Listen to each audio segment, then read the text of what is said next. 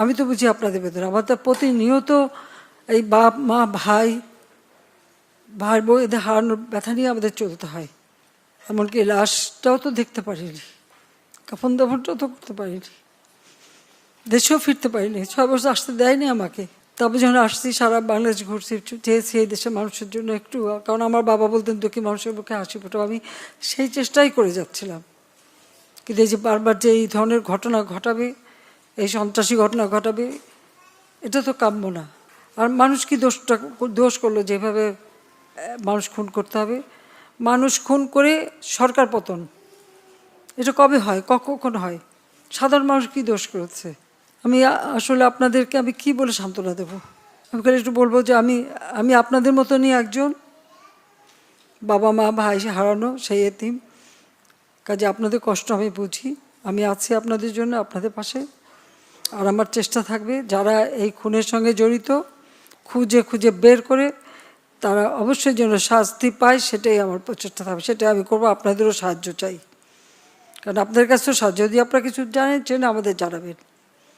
কারণ এইভাবে বারবার বাংলাদেশটাকে নিয়ে খেলা, এটা আর হতে দেওয়া যায় না। কাজে আমি আপনাদেরই সাহায্য চাই। আর এটুকু মনে করবেন যে আপনারা আপনজন হারিয়েছে, আপনারা একটা শোক সইতে পারেন না। আর আমি কী শোক সই নিয়ে দিন রাত পরিশ্রম করে যাচ্ছি, শুধু কেন এই দেশের মানুষের জন্য। কিন্তু আজকে এইভাবে বাধা দেওয়া, যা কিছু করি জ্বালায় পরে শেষ করে দেওয়া, এটা তো কোনো দিনই গ্রহণযোগ্য না। সাধারণ মানুষই তো সুবিধা পেত। এই মেট্রো রেলে কারা চলতে, এক্সপ্রেস ওয়েতে কারা চলে? মানুষের কাজ করাটাই তো আমার কাজ। আর মানুষ মেরে লাশ ঝুলিয়ে রাখার মতো এই বর্বরতা, জানোয়ারের মতো ব্যবহার, এটা কি কেউ করতে পারে? এটা কি কোনো একজন মুসলমানের লাশ ঝুলায় রাখবে পা বেঁধে? যারা এগুলির সাথে জড়িত অবশ্যই তাদের বিচার হবে, তাদের বিচার করতে হবে, নইলে মানুষের নিরাপত্তা দেওয়া যাবে না। আপনাদের কাছে শুধু এটুকু বলবো যে আপনারা সবর করেন আর আল্লাহকে ডাকেন যেন এই সমস্ত খুনি জালেম এদের হাত থেকে আমাদের দেশটা যেন রেহাই পায়। শুধু আমি এইটুকু বলতে পারি যে আমি আপনাদের সাথে আছি, পাশে আছি।